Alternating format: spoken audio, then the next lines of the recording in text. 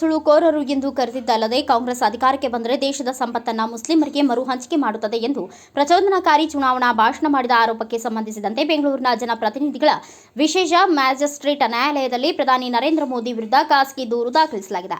ಬೆಂಗಳೂರಿನ ಹೆಬ್ಬಾಳದ ನಿವಾಸಿ 32 ವರ್ಷದ ಜಿಯಾಉರ್ ರಹಮಾನ್ ನೋಮಾನಿ ಮೇ 23ರಂದು ಖಾಸಗಿ ದೂರು ಸಲ್ಲಿಸಿದರು. ಪ್ರಧಾನಿಯ ಭಾಷಣವು ಮುಸ್ಲಿಮರನ್ನ ನಿಂದಿಸುವಂತಿದೆ. ಈ ದೇಶದ ಸಂಪತ್ತನ್ನು ಲೂಟಿ ಹೊಡೆದ ನುಸುಳುಕೋರರಿಗೆ ಇಲ್ಲಿರುವ ಮುಸ್ಲಿಮರನ್ನ ಹೋಲಿಕೆ ಮಾಡುವಂತೆ ಉಳಿದ ಜನರನ್ನ ಪ್ರೇರೇಪಿಸುವಂತಾಗಿದೆ. ಹಾಗಾಗಿ ಸಮಾಜದಲ್ಲಿ ದ್ವೇಷ ಹರಡಿದ, ಶಾಂತಿ ಭಂಗ ಉಂಟು ಮಾಡಿದ ಆರೋಪದ ಮೇಲೆ ಮೋದಿ ವಿರುದ್ಧ ಕ್ರಮ ಕೈಗೊಳ್ಳಬೇಕು ಎಂದು ದೂರಿನಲ್ಲಿ ಕೋರಲಾಗಿದೆ. ಏಪ್ರಿಲ್ 21, 2024ರಂದು ರಾಜಸ್ಥಾನದ ಬನ್ಸ್ವಾರದಲ್ಲಿ ನಡೆದಿದ್ದ ಚುನಾವಣಾ ಪ್ರಚಾರ ಸಭೆಯಲ್ಲಿ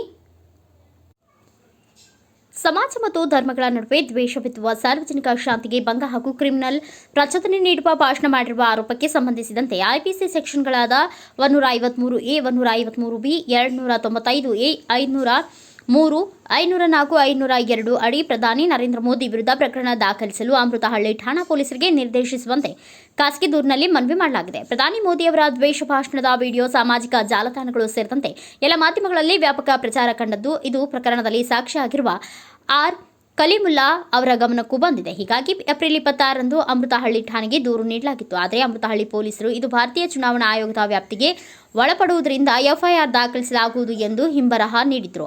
ಇದಾದ ಬಳಿಕ ಏಪ್ರಿಲ್ 27ರಂದು ದೂರುದಾರ ನೋಮಾನಿ ಇಮೇಲ್ ಮೂಲಕ ಬೆಂಗಳೂರು ಪೊಲೀಸ್ ಆಯುಕ್ತರಿಗೆ ದೂರು ನೀಡಿದರು. ಅಲ್ಲಿಂದಲೂ ಸೂಕ್ತ ಸ್ಪಂದನೆ ದೊರೆಯದೇ ಹಿನ್ನೆಲೆ ಮೇ 23ರಂದು ನ್ಯಾಯಾಲಯದ ಮೆಟ್ಟಿಲೇರಲಾಗಿದೆ ಎಂದು ಖಾಸಗಿ ದೂರಿನಲ್ಲಿ ವಿವರಿಸಲಾಗಿದೆ.